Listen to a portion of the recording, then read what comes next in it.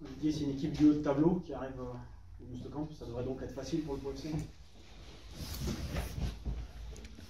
Écoute, nous, on va s'occuper de nous. Hein, voilà. Je pense que les deux derniers contenus sont bons, que ce soit le match de Grenoble ou le match de Paris FC. Donc voilà, il y a la trêve internationale où on a bien bossé. Moi, j'ai senti des joueurs impliqués, motivés. On a fait une très bonne semaine d'entraînement. Donc maintenant. En fait, vous avez dit que les bonnes semaines d'entraînement. Non, mais j'allais y venir. Non, mais tu me laisses pas finir. J'allais y venir. Je veux dire, voilà, c'est ce que je leur ai dit. Mercredi, je leur ai dit, on a fait une très bonne séance. Et c'était la même chose avant Dunkerque. Tu as vu la prestation qu'on a fait à Dunkerque. Donc on a été. Voilà, donc pas que ça se reproduise, mais on sent, voilà, on sent de l'envie de finir comme il faut, d'engranger des points, de vouloir finir le plus haut possible. Voilà, c'est l'intérêt de tout le monde. Tu parles plus de maintien. Je parle de maintien. Finir le plus haut possible, c'est déjà attraper cette barre qui nous manque. Voilà, aujourd'hui, il y a des résultats derrière qui ne sont pas forcément très positifs. Maintenant, on m'a fait la remarque cette semaine qu'on n'était pas sorti du top 10 depuis la 5e journée. Donc aujourd'hui, voilà, c'est d'essayer de finir dans cette zone-là. Donc si tu finis dans cette zone-là, automatiquement, tu es maintenu. Et tu penses à une dynamique à créer une dynamique pour la suite? Pour la suite, pour la fin de championnat? Non, pour la saison prochaine. On va d'abord finir. Non, on va d'abord finir celle-ci, parce qu'elle n'est pas finie. Voilà, moi, c'est la dynamique, je la veux jusqu'au dernier match. Moi, aujourd'hui, par rapport au club, par rapport au groupe, par rapport aux individualités, on a tous intérêt à finir le plus haut possible. Mais il ne faut pas brûler les étapes. Donc on va se concentrer sur le match du Havre, qui est une équipe qui est revancharde, qui a perdu ses 3 derniers matchs, qui était pas loin du top 5 à un moment donné. On sait que ça va être un match compliqué, comme tous les matchs qui vont avoir lieu pendant cette dernière ligne droite. Donc à nous de l'aborder de la meilleure des façons en tout cas. Vous avez un beau programme en ce mois d'avril avec des belles réceptions, des affiches un peu prestigieuses. Il y a une communication du club sur le côté faisons de Pau une ville de foot. C'est un challenge qui vous titille aussi de poursuivre cette émergence? Oui, oui, mais pour commencer une série, il faut qu'il y ait un résultat positif contre le Havre. Et encore une fois, je le répète, le résultat, c'est pas ça qui est en football, c'est ce qui est déterminant. Mais sur la longueur, tu n'as pas de résultat si tu n'as pas un contenu. Donc aujourd'hui, moi, ce qui m'intéresse, c'est d'avoir le même contenu qu'on a eu contre Grenoble, même si on n'est pas récompensé à la fin, et d'avoir le même contenu qu'au Paris FC, où on fait jeu égal avec une équipe qui va peut-être jouer les 2 premières places. Avec un petit caillou dans la chaussure ou dans le crampon, avec les 2 suspensions d'Erwin et Mamad qui va quand même mettre ton secteur défensif en difficulté. Oui, qui va le mettre, qui va changer nos plans. Maintenant, je ne vais pas revenir sur ce que j'ai dit. J'ai un groupe et que tout le monde aurait sa chance, donc ça va permettre à d'autres de pouvoir se montrer. Voilà. Moi, j'ai pas d'inquiétude par rapport à ça parce que depuis qu'on travaille, j'ai jamais travaillé avec la même équipe aux entraînements.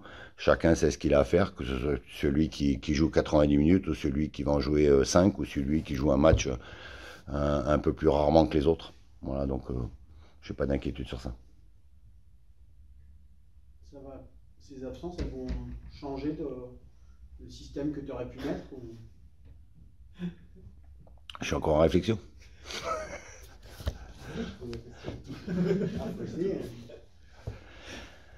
Non, je sais exactement comment on va débuter demain, mais tu le verras au début de la rencontre. On en parlait au début pour rigoler, mais c'est vrai que jouer des équipes du haut de tableau, ça vous effraie pas, ça vous fait pas déjouer, presque ça vous permet finalement de montrer votre vrai visage. Ouais, mais voilà, aujourd'hui, on est une équipe qui est en progression par rapport à l'année précédente. Maintenant, on n'est pas une équipe qui est assez régulière pour jouer un petit peu plus haut. On a des difficultés contre un bloc qui joue très bas. Voilà, il y a. Alors, contre les grosses équipes, il y a peut-être un peu ce supplément d'âme. J'ai dit qu'on avait besoin d'être à 110% ou 120% de nos qualités pour être performant. contre des équipes qui sont devant nous, c'est peut-être ce supplément d'âme qu'on a un peu plus que contre des équipes qui sont inférieures au classement. Mais c'est aussi, ça fait partie du bagage qu'on doit acquérir en tant que joueur et footballeur de haut niveau. C'est-à-dire que si tu veux vraiment être un footballeur performant de haut niveau, c'est la répétition des efforts et la répétition des prestations qui fait que tu es un joueur de haut niveau ou un joueur qui peut le devenir. Il te touche les compliments qu'on fait sur votre capacité à bien jouer, ceux de ton collègue et ton frère de Grenoble notamment? Je dis pas qu'il me touche, c'est quand même une certaine fierté parce que j'ai eu ce discours-là dans des situations beaucoup plus difficiles, beaucoup plus compliquées. Je veux dire, quand on a 14 points l'année passée, fin janvier, j'ai dit qu'on s'en sortirait en jouant au football et par nos valeurs. Et aujourd'hui, on prouve à tout le monde que c'était finalement le bon chemin à prendre. Bon, on entame donc le sprint final, c'était très international. Donc il y a plusieurs aspects, on en a déjà parlé. Finir le plus haut possible pour être attractif, pour pouvoir préparer la saison prochaine le plus tôt possible. Il y a aussi peut-être un aspect financier qui pourrait être important pour le club, dans le sens où mieux tu es classé à la fin, mieux tu touches à la fin. Quel est l'aspect le plus important à tes yeux? Est-ce que c'est déjà pouvoir commencer à se préparer à se projeter sur l'effectif, même si je pense que vous l'avez déjà fait, c'est être attractif en finissant. Moi, il est purement sportif. Je veux dire, dans un premier temps, il est purement sportif. Je veux dire, aujourd'hui, on est tous en train de dire qu'on est en train de faire une belle saison. Ok, je prends. Tu la galvaudes par une fin de saison où tu n'as pas de résultat, tu finis 14e. Pour moi, 14e, c'est pas une belle saison par rapport à ce qu'on est en train de faire. Donc, c'est de continuer dans ce qu'on est en train de faire et de ne pas galvauder ce qu'on a fait pendant 8 mois depuis le début de la saison. 14e, c'est la place à laquelle vous aviez fait. Oui, donc ça veut dire que l'année passée, on a dit qu'on a fait une bonne fin de saison. Là, aujourd'hui, on est en train de dire qu'on a fait une bonne saison. Bonne saison, ça veut dire que tu es beaucoup plus régulier que la saison dernière. Donc, ça veut dire que tu dois finir plus haut que l'année dernière. Après, tout le reste vient ensuite. Mais oui, plus tu finis haut, plus tu vas être attractif. Mais bon, voilà. Je veux dire, aujourd'hui, on s'éloigne un peu de cette conférence de presse. Aujourd'hui, la conférence de presse est de dire on prépare le match du Havre pour faire une grosse prestation contre le Havre. Après, le reste, c'est... je veux dire, on aura le temps d'en parler quand les résultats seront là, acquis, et qu'on aura définitivement acté le maintien par les points. Est-ce que tu es plus ambitieux aujourd'hui que tu l'étais quand tu es arrivé à Pau au premier jour? Tu arrives toujours dans une incertitude. J'arrivais dans un club que je connaissais pas, avec des gens que je connaissais pas, avec un atmosphère que je connaissais pas, avec une antériorité par rapport à ce qui s'était passé avant avec une montée. Bien sûr que oui, aujourd'hui je suis beaucoup plus serein, beaucoup plus confiant et je sais où je veux aller, et je sais où je veux emmener l'équipe et je sais quel axe de progression on peut tous avoir pour ancrer vraiment ce club en Ligue 2. Tu étais invité cette semaine dans une émission Ma Ligue 2 sur Twitch. Tu as notamment dit que tu espérais garder Boto une année de plus. Est-ce qu'il y a d'autres joueurs comme ça qui sont entrés et que tu aimerais je vais être très clair, c'est pas le moment et pas le lieu pour en parler. On en parlera quand on parlera de la suite. Pour le moment, on parle du Havre. Et justement, par rapport au Havre, il y a un ancien du Havre qui est dans ton effectif, Jared Casa. Est-ce que tu peux nous parler un petit peu de lui, de son Jared, c'est quelqu'un qui a une qualité forte, c'est la vitesse.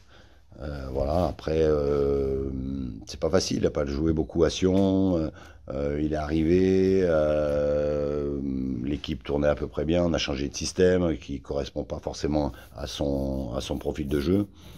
Maintenant, c'est quelqu'un qui s'intègre beaucoup et qui joue pas assez sur ses qualités, parce que lui, il lui suffit de pousser le ballon et d'avancer pour prendre en défaut l'adversaire. Mais on est en train de travailler avec ça, et voilà, donc... Je veux dire, c'est aussi le but avec Christian, qui est président de Sion, pardon. Voilà, c'est de lui donner un peu de temps, de lui donner du temps de jeu et puis de le faire progresser par rapport à ses qualités premières. Il a besoin de jouer un peu plus sur ses défauts, en fait pour... Je suis pas sûr qu'il ait besoin de jouer plus sur les défauts. Je pense qu'il a besoin d'exploiter plus ses qualités surtout. Et ses collègues aussi. C'est-à-dire qu'on en avait déjà parlé. Au début, effectivement, il dégage beaucoup de puissance et de vitesse. Mais ses collègues avaient du mal à le trouver justement dans la profondeur. Je trouve que sur ces 2 dernières apparitions, il y avait du mieux dans la relation notamment avec Victor et Romain, qu'il avait trouvé à plusieurs reprises dans le dos. Ça prouve qu'il s'intègre aussi. Ouais, puis ça prouve qu'on a un staff qui fait assez bien travailler. Toi, tu lui vois pas un avenir en pointe plutôt, vu son gabarit, qui est grand aussi? Je suis pas forcé. Voilà, il y a des joueurs qui peuvent jouer un peu de partout. Il y a des joueurs qui peuvent être devant, sur les côtés. Après, la différence entre un joueur qui a de la qualité et qui peut les exploiter, c'est aussi un problème mental. Je veux dire, aujourd'hui, la majorité des joueurs pros, ils ont de grosses qualités ou une grosse qualité là. Après, la différence, elle se fait dans la tête. Soit tu es capable de passer le cap, soit tu n'es pas capable.